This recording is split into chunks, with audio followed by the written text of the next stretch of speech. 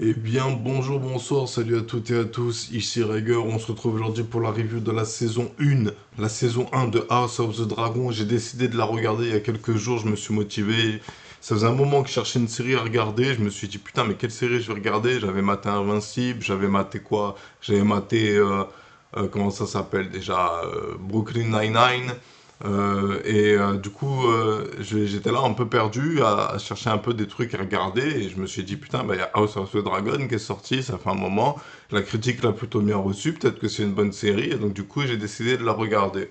Alors j'ai regardé le premier épisode et le premier épisode il m'a convaincu, j'étais là en mode putain c'est bon, j'ai trouvé ma série du moment, j'ai trouvé la série qui va de nouveau me faire kiffer, c'est House of the Dragon, c'est la suite de, enfin c'est dans la lignée de Game of Thrones, ça se passe avant Game of Thrones, ça se passe 172 ans avant Game of Thrones au début de l'histoire, puis ensuite on évolue au cours de, on suit une lignée en réalité qui grandit épisode par épisode et qui fait des moves en fait en réalité de d'héritage. Donc voilà, donc sans spoiler, la série, je vais pas vous mentir, je la trouve plutôt bien. Elle n'est pas non plus époustouflante en réalité, elle n'a pas la même impact qu'avait Game of Thrones à l'époque, c'est-à-dire une série qui sort du lot, une série qui est capable d'être cruelle avec ses protagonistes.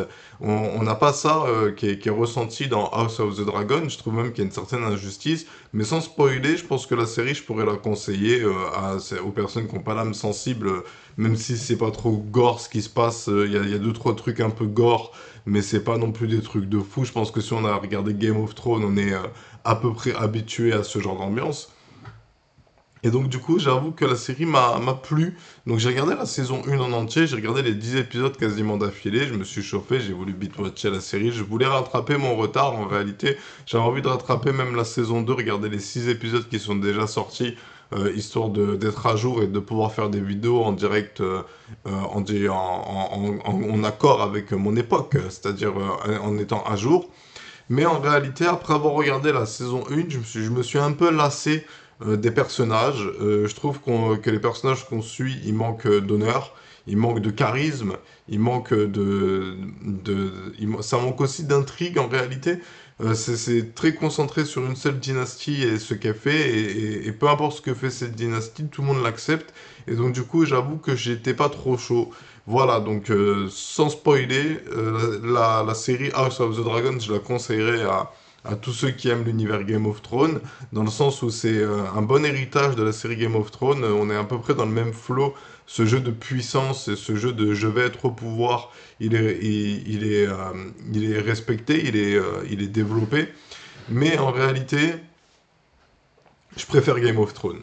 Je sais que la fin de Game of Thrones, ça a déçu beaucoup de fans, mais moi, pour avoir lu un peu ce qui se passait dans les livres, je vais pas vous mentir, c'est pas mieux ce qui se passe dans les livres que ce qui se passe dans la série.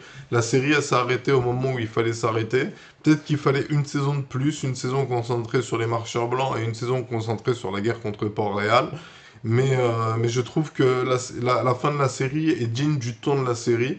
Et donc du coup, House of the Dragon, qui est aussi inspiré d'un livre, je crois que c'est Blood of Fire, je connais pas le titre exact. Donc c'est encore George R. Martin qui est derrière, qui est dans les coulisses de la série, il est même réalisateur de la série. Et donc du coup, j'avoue que bah en réalité, c'est une bonne expérience. Voilà, donc sans trop spoiler, maintenant je risque de spoiler à certains moments, mais je vais dire maintenant ce que je pense de la série. Moi en fait, ce qui m'a tout de suite frappé en fait, c'est l'épisode à la fin de l'épisode 1. Moi, je m'attendais à ce qu'on suive la jeunesse du protagoniste de Rhaenyra, qu'on suive son évolution, sa jeunesse, et ça a été le cas. Mais en fait, il y a plusieurs ellipses temporelles. Chaque épisode, c'est une période de la vie en réalité du personnage. Voilà. Et donc du coup, c'est assez intéressant à suivre parce que ça avance vite dans le temps. Donc c'est pas comme dans Game of Thrones où c'est limite un épisode un jour. Là, ce qui se passe, c'est que c'est un épisode, une époque, une fourchette de la vie de Rhaenyra.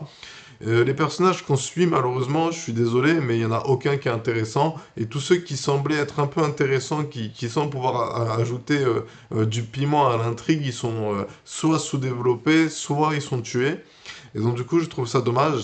Il y a plusieurs personnages qui auraient pu lancer des rébellions, qui auraient pu lancer une guerre contre la couronne, et qui auraient pu lancer le scénario pour de bon, au lieu de rester égocentrique autour de la dynastie Targaryen, c'est-à-dire mettre plus de familles. Je veux dire, ce qui était intéressant dans Game of Thrones, c'était pas juste les Stark ou juste Cersei et sa progéniture, c'était le fait qu'il y avait plein de clans, plein de familles qui évoluaient dans le même continent, dans la même histoire, dans la même bataille, et qui avaient ce jeu d'alliance et des retournements de situation.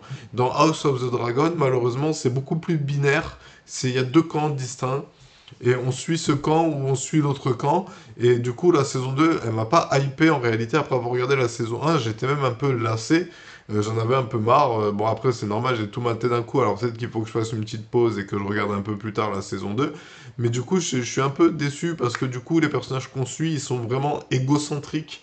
Je sais pas, il n'y a pas de personnage comme Jon Snow qui a ce côté honorable, qui veut rendre honneur à son serment. Il y a très peu de personnages comme ça. Tous les personnages sont un peu égoïstes, égocentriques.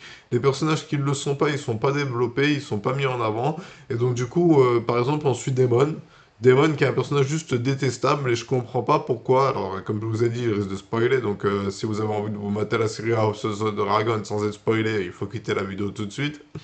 Je comprends pas pourquoi est-ce que Rhaenyra est fini par l'épouser, parce que c'est juste un personnage détestable. Et la scène qu'il y a dans le dernier épisode, quand elle veut parler de la légende de la famille Targaryen à son époux, du coup, et oncle, il l'attrape par le cou, il dégorge, et lui dit, ouais, c'est pas les légendes qui ont fait de nous la dynastie la plus puissante, c'est les dragons. Il est juste détestable. Détestable. C'est un pervers narcissique. Et je comprends pas pourquoi est-ce que Rhaenyra, alors encore dans sa jeunesse, je peux comprendre, c'est dans la dynastie des Targaryens, on épouse le frère, la sœur, pour préserver la pureté de la lignée royale. Je peux comprendre que dans sa jeunesse, elle ait eu envie de son oncle. Mais en grandissant et en fondant une famille, il faut bien qu'elle se rende compte que Daemon, c'est clairement pas le père que tu veux pour tes enfants. Je veux dire, à part tuer tous ceux qui s'opposent à lui, il fait rien. Il n'est pas dans la politique, il est pas judicieux politiquement, il n'a pas de réflexion philosophique, il a rien qui fasse qu'on puisse l'aimer. C'est un acteur que j'aime beaucoup qu'il le joue. Je crois qu'il avait fait le Docteur pendant un moment, je suis pas sûr, je crois le reconnaître lui, ou sinon ils se ressemblent, mais j'ai pas regardé le casting, les noms, et je suis pas très fort en nom d'acteur, donc du coup je vais pas m'avancer. Mais du coup, je comprends pas pourquoi est-ce il y a autant de flow qui est donné à ce personnage dans l'histoire, alors qu'en réalité, il est juste détestable et qui mérite juste que quelqu'un le remette à sa place, comme c'est arrivé au tournoi au début de la série, avec Crimson qui le bat et qui lui dit de se résilier à la défaite et d'accepter sa défaite. Voilà, donc du coup, House of the Dragon, c'est une série qui correspond pas au ton que je cherchais. C'est-à-dire, moi, je cherchais des séries colorées, mais je savais pas trop quoi regarder parce qu'il y a une vague dans les séries pour adultes, il y a une vague où on fait des choses sérieuses. Et quand c'est pas des choses sérieuses et que c'est humoristique, les épisodes, ils sont détachés les uns des autres. Il y a une continuité, mais c'est pas comme House of the Dragon, on suit pas une histoire. On suit des histoires à différents moments. Et là, House of the Dragon, il y a au moins le résultat qu'il y a une continuité dans l'histoire et que du coup, si t'as pas vu l'épisode 2, tu vas pas comprendre l'épisode 3. Et ça, je trouve ça intéressant dans le monde des séries parce que du coup, c'est ça qui rend intéressant la série, c'est que il faut la suivre pour comprendre ce qui se passe. Ensuite, moi, j'ai été assez surpris que Antoinette, je crois qu'elle s'appelle comme ça, elle épouse le roi Viserys au début du chapitre. Je m'attendais vraiment pas à ça. Je veux dire, elle a joué le jeu de son père. Elle est partie le voir. Elle a compris que son père lui demandait, vas-y, ken le roi, mon frère, ma soeur. Du coup, ça a brisé l'amitié que Rhaenyra et cette fille entretenaient. Et ça, j'ai trouvé que c'était un début assez intéressant. En fait, le début, il est super intéressant. Je résume, hein, en gros, c'est une guerre de dynastie. Chaque clan se bat pour que son clan soit représenté dans l'héritage de son clan. Et donc, du coup, il y a plein de petites histoires qui font qu'on se concentre, hein, et c'est ce que je me disais avant de faire cette vidéo, c'est que au début, on se concentre, j'ai l'impression que qu'il va y avoir des batailles, que Daemon, il va lever une armée pour s'opposer à son frère, pour être l'héritier de la couronne contre Rhaenyra. Et en réalité, je trouve ça dommage que la guerre, elle n'ait pas commencé dans la saison 1.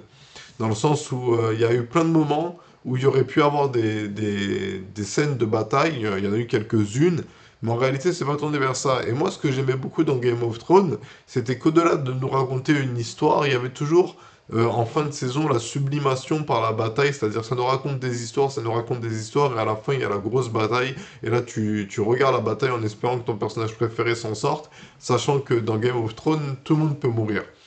Là, je sens pas qu'il y ait ça dans les personnages principaux. J'ai quand même l'impression que les personnages principaux sont préservés de la mort. Et l'aspect qu'ils aient des dragons, il est pas très bien mis en avant jusqu'à ce que Triarchie se fasse attaquer par Daemon et son dragon et qui, dans les grottes, réussissent à échapper au dragon et à rester à l'abri et à mettre en difficulté les possesseurs de dragons alors que ces derniers ont des dragons. Ensuite, dans Game of Thrones, la chose qui a été dommage, surtout dans Game of Thrones, le truc le plus dommageable, c'est que les dragons qui sont tués trop facilement. Et là, on voit bien que les dragons, c'est quelque chose de dur à tuer, dur à dompter aussi, dur à monter. Et donc, du coup, ça apporte, on va dire, de la sauce. Mais ils sont pas assez mis en avant, les dragons sont pas assez utilisés. Alors, est-ce que c'est par économie de moyens? Parce que, genre, R.R. Martin, il se dit, ah, ça va être dur de mettre des dragons à l'écran, donc autant le faire rarement pour que ce soit sublimé. Ou est-ce que c'est juste que les protagonistes sont stupides et ils se disent pas, putain, j'ai un dragon, je peux aller ragla qui je veux. Donc, du coup, voilà. Je sais pas trop quoi dire de plus sur la saison 1 de House of the Dragon, dans le sens où j'ai pas non plus été marqué comme Game of Thrones m'avait marqué à l'époque. Après, je sais pas si c'est la série ou si c'est moi à ce niveau-là, parce que ça fait un moment que je suis plus autant impliqué dans les histoires que je suis et que je suis plus autant hypé par tout ce qui se passe dans le monde artistique. Je veux dire, même là, ça n'a rien à voir, mais Eminem, il a sorti un album, je suis pas hypé par cet album, alors qu'Eminem, c'est un artiste que j'aime beaucoup, et le flow qu'il a eu de Death of Slim Shady, ça devrait plutôt m'encourager à écouter cet album-là parce qu'il essaie de faire un flow un peu à l'ancienne. Mais je sais pas, je suis moins, j'ai moins d'engouement à l'idée de consommer ces œuvres-là parce que je trouve que en réalité ils prennent pas de risques, ils font ce qu'ils savent déjà faire et il n'y a pas de sublimation. Et voilà, c'est ça que je voulais dire. À aucun moment dans cette série, j'ai vu de moments qui sublimaient. Il y en a eu un pour Daemon lorsqu'il fait genre il va se rendre à la triarchie et qu'après il défie tout le monde et qu'il affronte 150 milliards de soldats tout seul avec son épée et qu'il s'en sort. Mais malheureusement, il n'y a pas assez de sublimation pour les autres personnages. Et ça, c'est dommage. Voilà, donc House of the Dragon, c'est une série que je conseille parce elle est bien réalisée et l'histoire qui nous est racontée, elle est intéressante à suivre. Mais voilà, moi je suis toujours fan de Game of Thrones parce que les personnages de Game of Thrones, je les trouvais plus attachants, ils avaient des intentions plus nobles. Et Rhaenyra, si au début elle se présente comme étant une fille qui veut être digne de son père et être une grande guerrière dragon qui est digne du trône, plus on avance dans l'histoire, plus elle devient égoïste et elle s'en fout de respecter comment ça s'appelle, de respecter les serments et les promesses et se contente juste d'évoluer comme bon lui semble dans cet univers. Et je sais pas si ça peut la rendre attachante, mais moi, ça, d'un côté, ça me la rend détestable parce que d'autres personnes qui font des sacrifices et qui laissent leur fratrie et leur filiation mourir pour le bien du trône ne sont pas respectées et ne sont pas dédommagées. Je veux dire, il y a les Valérions, ils ont perdu officiellement leur fille, leur fils et leur oncle et le frère du seigneur actuel, et ils continuent de se battre pour ce camp qui n'a fait que détruire la famille, et je comprends pas pourquoi est-ce qu'ils le font.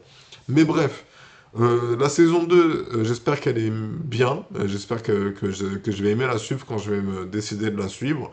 Là, c'était une petite review tranquille, histoire de dire que j'ai regardé la série. J'ai pas de grandes hypothèses à faire, en réalité, je suis pas très inspiré. Mais je vois mal comment est-ce que cette guerre peut être intéressante s'il n'y a pas des armées qui se soulèvent et s'il n'y a pas des armes anti-dragons qui sont inventées par les soldats lambda comme les arbalètes, les tueurs de dragons qu'il y a eu dans Game of Thrones. Si les dragons, ils ont rien qui s'oppose à leur force, ça va pas être intéressant de suivre des batailles de dragons, parce que ce sera pas difficile pour les dragons. Mais par contre, à la fin de la saison 1, avec la mort du deuxième fils de Rhaenyra, le bâtard, le deuxième bâtard qui se fait dévorer par le dragon j'ai oublié son prénom, mais celui à qui il manque un œil. Là, ça lance la sauce. Là, ça lance le fait que Rhaenyra, elle va pas accepter de ployer le genou devant Aegon, le nouveau roi qui a été nommé suite aux divagations du roi Viserys qui était en train de mourir, qui était à l'agonie, et à cet instant-là, le jugement n'était plus lucide, et donc du coup, il fallait pas l'écouter. Mais du coup, voilà, assez content d'avoir regardé la série, l'air de rien. Ça m'a fait du bien de la mater, ça m'a fait du bien de la regarder. J'ai un peu eu mal à la tête des fois parce que les épisodes, ils sont un peu consistants quand même. Il se passe pas mal de choses dans les épisodes, il faut suivre. Mais voilà, House of the Dragon, c'est une série que j'ai bien aimé regarder, je vous la conseille, et si vous avez envie de me partager en commentaire ce que vous avez pensé de la série, n'hésitez pas à le faire. Mais voilà, moi je trouve que Game of Thrones avait plus de charme, parce que les personnages qu'on suivait étaient plus honorables, ils étaient plus charismatiques, et là, ici, les personnages remplissent juste la fonction de je suis badass, j'ai un dragon, je suis badass, j'ai un dragon.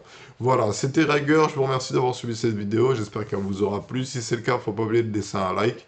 Dites-moi ce que vous avez pensé de la série en commentaire. Et moi, sur ce, je vous souhaite à tous une bonne journée, une bonne soirée, un bon après-midi. Et je vous dis à bientôt pour plus de vidéos. Prenez soin de vous. Tchuss!